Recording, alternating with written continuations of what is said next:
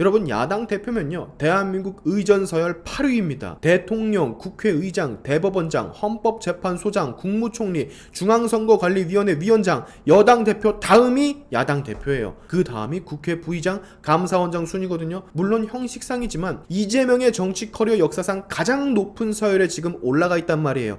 자, 전 정권의 잘못과 이재명 민주당 대표의 수많은 비리 의혹, 그것들에 대한 진실을 알고 싶고 잘못한 게 있다면 그에 맞는 처벌을 원했던 많은 국민들이 윤석열 대통령에게 표를 준 거 모두가 다 알고 있을 겁니다. 이제 대통령으로 취임한 지 약 120일이 조금 지나고 있는데 드디어 조금씩 뭔가가 진행이 되는 것 같습니다. 사실 100일이란 시간은 짧은 시간이거든요. 5년의 임기 동안 100일은 정말 짧은 시간인데 전 정권에서 너무도 큰 실망을 하고 분노하신 국민들에겐 이 100일이란 시간도 엄청나게 긴 시간처럼 느껴질 거예요. 네, 저도 그럽니다. 자, 이재명 의원이 불완전한 민주당 대표, 즉 왕좌에 앉은 이후 분위기가 정말로 심상치가 않습니다. 계속해서 악재가 튀어나오고들 있는데요. 마치 때를 기다렸다는 듯 더 높은 곳에 올라가기를 우리는 기다렸다라는 듯 짜잘하게 하나하나 우리가 몰랐던 의혹들도 수면 위로 튀어나오고 있습니다. 일단 먼저 법카 의혹, 그 중심에선 두 명의 인물 김혜경 씨와 최측근 배모 씨가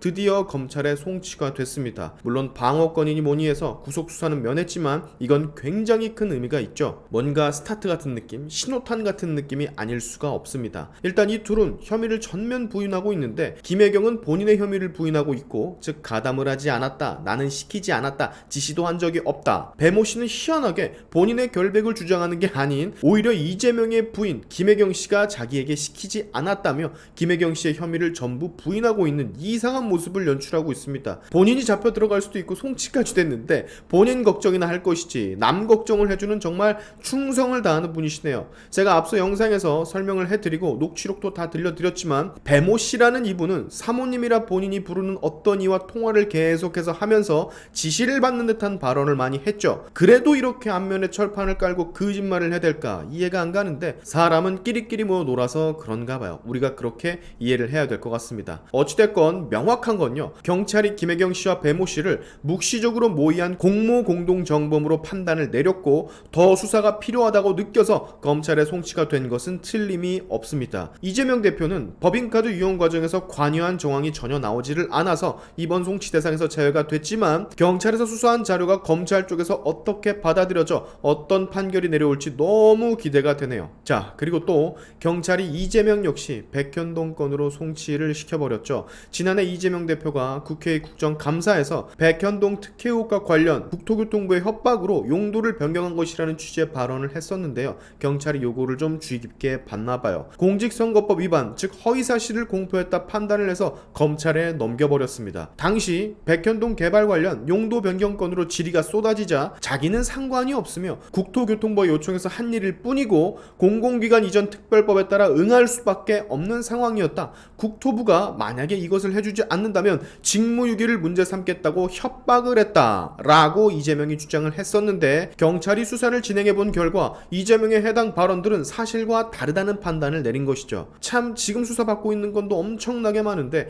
부인인 김혜경 씨는 법카위용 사건으로 송치가 되고 이재명은 가뜩이나 송치된 것도 많은데 또 하나가 추가가 됐습니다. 악재가 너무도 쌓여가죠. 근데 여러분, 이 악재는요, 잘못이 하나도 없고 의혹이 하나도 없는 사람을 어떻게 막 정치적으로 해보려고 발생한 악재가 아니라 본인 스스로가 만든 악재입니다. 이걸 명확히 해야 돼요. 한간의 민주당 지지자들은 잘못이 없는 이재명 의원을 왜 이렇게 못살게 구냐, 정치적이다, 죄가 없는데 자꾸 수사만 하냐 라고 말을 하죠. 심지어 이렇게 민주당 의원들까지도 이재명의 수사는 인디언 기우제라며 나올 때까지 턴다, 뭐 나온 게 있나 라는 망언을 쏟아냅니다. 야, 그럼 니엠병을 나온 게 있지 없니? 지금 수사받고 있는 건 뭔가가 나왔으니까 그렇게 받고 있는 거지. 송치가 된 거는 뭔가 있으니까 그렇게 된 거지. 그것도 수사를 받고 있는 게 한둘이냐? 그만큼 뒤가 구리고 그만큼 잘못을 저질렀으니까 꾸역꾸역 카바를 치다 못해 넘쳐 흘러 삐져 나오고 있는 거지. 이런 태도는 말이죠, 이재명한테 사실 너무 도움이 안 되는 거죠. 심지어 뭐라고 하시는 줄 아십니까? 사법 리스크라는 말은 저쪽 여당에서 만든 악의적 프레임이다 라고까지 합니다. 이게 뭔 헛소리 헛소리인가 모르겠는데 이재명의 사법 리스크라는 말은 같은 당 의원들도 많이 쓴 말들이고 서른 의원 대놓고 쓰잖아. 정말로 사법 리스크가 많아서 진짜 많은 사람이라서 그렇게 불릴 수밖에 없는 건데 그걸 또 죄 없는 사람 수사한다라는 이상한 프레임을 씌우고 있어요.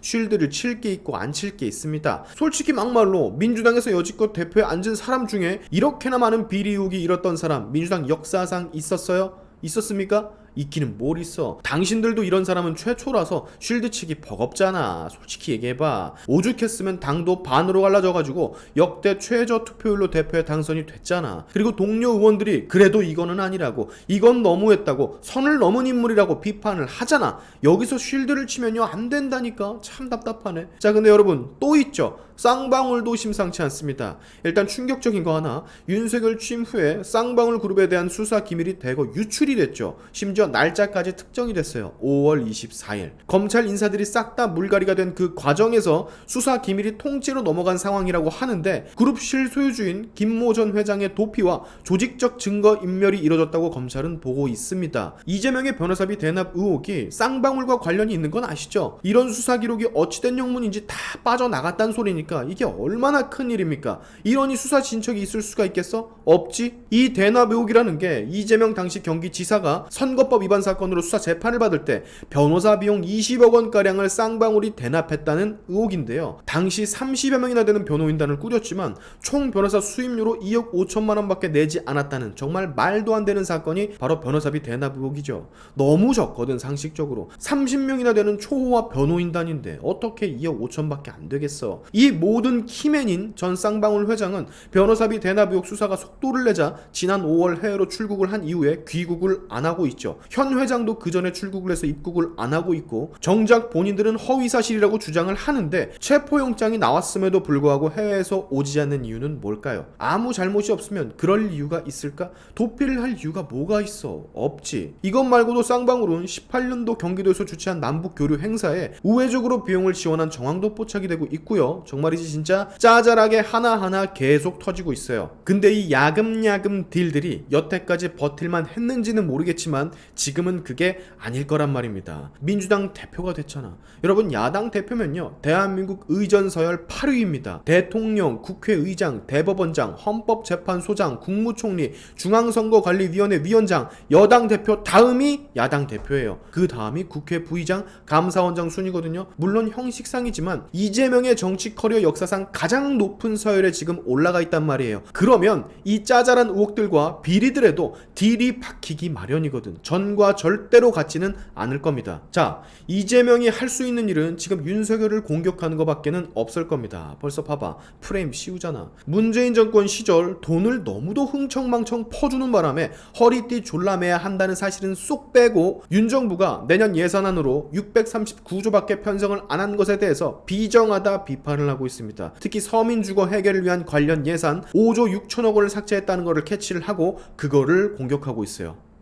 당신들이 5년간 너무 써대서 그런 거야. 어쩔 수가 없어. 이 말은 여러분 쥐뿔을 가진 것 없는 사람이 돈 흥청망청 쓰다가 죽기 직전까지 또 돈을 쓰겠다는 그런 행태와 같은 거거든요. 근데 국민들 중에 일부는 이재명의 이 말에 혹 하고 넘어가겠지. 지난 5년 동안 쓴 돈이 얼마나 어마어마한지도 국가 채무가 얼마나 어처구니 없을 정도로 늘어갔는지도 모르면서 그렇죠 여러분? 자, 야금야금 찔끔찔끔 뭔가가 계속 뜨죠. 네, 차곡차곡 쌓일 겁니다. 너무도 비리 의혹이 많아서 이건 어떻게 할 수가 없어요. 기다리시면 됩니다. 기다리세요. 언제까지 기다리라고만 하냐라고들 말씀을 하시는데 그래도 기다려. 해 뜰 날은 곧 옵니다. 그저 잘못한 것에 대해서 그에 맞는 처벌만 받았으면 좋겠습니다. 오늘의 샤인튜브 여기까지 하겠습니다. 여러분의 영상 공유는 세상을 밝히는 힘이 되니까 꼭 공유 부탁드리면서 지금까지 제 영상이 좋으셨다면 구독과 좋아요 그리고 알림 설정까지 꼭 한 번씩 눌러주시면 감사하겠습니다. 다음에 봅시다.